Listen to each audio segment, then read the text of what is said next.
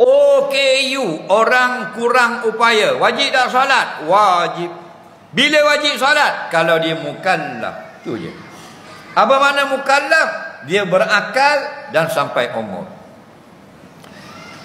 Ada tak OKU yang tak sempurna akal? Ada. Tidak wajib solat dan puasa. Jadi OKU ada dua. Satu yang kritikal, satu yang ringan. Yang ringan tu biasanya wajib solat. Dia dapat faham hukum syarak, faham benda agama yang kita cerita, wajib solat.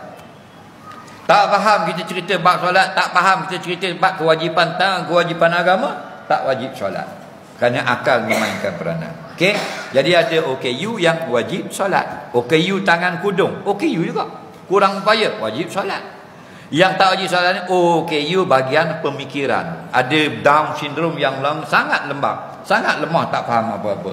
Tak wajib solat. Ada Down syndrome yang faham banyak, sikit saja downnya berlaku. Faham? Wajib solat. Okey?